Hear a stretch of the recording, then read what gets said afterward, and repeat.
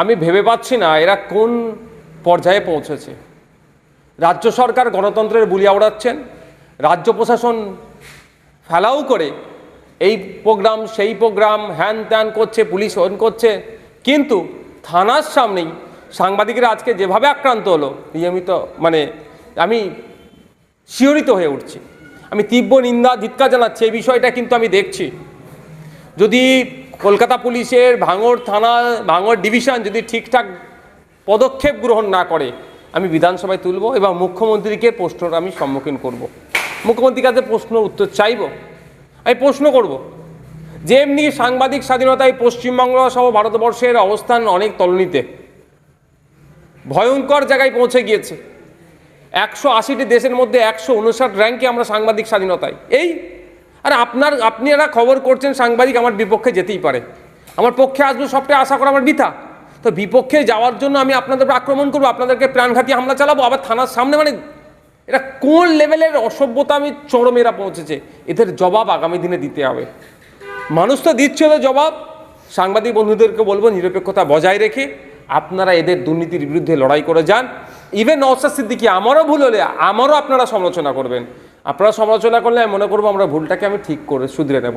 আর police প্রশাসন যদি ওই চাটুকারিতা করে তাহলে পুলিশ প্রশাসনকে কিন্তু জবাব দিতে হবে, কারণ থানার সামনে ঘটনা ঘটেছে এবং সিসিটিভি ফুটেজে সম্পূর্ণভাবে দেখা যাচ্ছে কে বা কারা। শওকত সাহেবের এক চালা আপনার আহসান সাহেব, তার নেতৃত্বে যেভাবে হচ্ছে আমি ভেবে পাচ্ছি না। উনি একজন নিজেকে লিডার বলে দাবি করেন, তিনি একটা গুন্ডাদের মতো যেভাবে মারামারিতে জড়িয়ে পড়লেন, এর খেসারত উনাকে দিতে হবে। সাংবাদিকরা যদি এইভাবে মার খায় তাহলে সাধারণ মানুষ কতটা আতঙ্কে রয়েছে। একদম, এইটা অ্যাকচুয়ালি এইগুলো যারা ফ্যাসিস্ট চিন্তা ভাবনা নিয়ে চলে তারা সবসময় এগুলোকে করে। সমাজে একটা আতঙ্ক তৈরি করে রাখবে, সোসাইটিতে একটা এই ভয়ের পরিবেশ তৈরি করে রাখবে। এমন পরিবেশ হয়ে যাবে যে মুখ খুলতে সাহস পাবে না সাংবাদিকরা, সাধারণ মানুষ তো দূরের কথা। কদিন আগে মধ্যপ্রদেশে দুর্নীতি হয়েছে, তার বিরুদ্ধে খবর করেছে, পিটিয়ে খুন করে দিয়েছে। উত্তরপ্রদেশে সেখানে দুর্নীতি হয়েছে, খবর করেছে, তাকে খুন করেছে। আসামে মুখ্যমন্ত্রীর দুর্নীতির বিরুদ্ধে খবর করেছে, তাকে গ্রেফতার করেছে। আবার নাকি তাকে দ্বিতীয়বার তাকে জামিন হয়ে গেছে, আবার নাকি তাকে বিভিন্ন ধারায় কেস করে তাকে গ্রেফতার করেছে। আর পশ্চিমবাংলা দেখুন, তৃণমূল কংগ্রেস দুর্নীতি করবে, অন্যায় করবে, মিথ্যা প্রচার করবে, তার বিরুদ্ধে যদি কেউ খবর করে। আমাদের গতকালকেই আমাদের ভাঙড়ে এক সাংবাদিক আপনার আব্দুর রশিদ শেখ, সে একটা খবর করছিল, তাকে রীতিমতো তুলে নিয়ে গিয়ে অপহরণ করা টাইপ করে তাকে মারধর করেছে। এইগুলো সব আমরা দেখছি। এগুলো নিয়ে দুটো দিক, একটা হচ্ছে রাজ্য প্রশাসন কি করছে আমরা দেখব। যদি প্রশাসন তার মতো কাজ না করে আইনের দ্বারস্থ হবে, কোর্টের মাধ্যমে হবে। গতকালকের ঘটনা এবং আজকের ঘটনা যেটা ডিজিটাল প্ল্যাটফর্মে সাংবাদিকদের উপরে যেভাবে আক্রমণ নেমে এসেছে গতকাল এবং আজকে, এইগুলো নিয়ে কোর্টে যাব এবং সাথে সাথে বিধানসভাতেও কিন্তু আমি প্রশ্ন করব। তখন কিন্তু কনসার্ন ডিপার্টমেন্টাল মিনিস্টারকে উত্তর দিতে হবে, কারণ পুলিশ মন্ত্রী আমরা কে জানি। কিন্তু এই রশিদকে তুলে নিয়ে যাওয়ার পরে পুরো থানার সামনে থেকে তুলে নিয়ে গিয়েছে, গিয়ে মারধর করেছে, কিন্তু পুলিশ 24 ঘন্টা পার হয়ে গেছে, এখন কোনো অ্যাকশন নিল না। আমরা তো দেখছি, আমাদের কাছে এখনও খবর আছে, আমরা খবর নিচ্ছি, দেখছি পুলিশ কি নিচ্ছে না। Police in action, police over action, দুটো বিষয় আছে।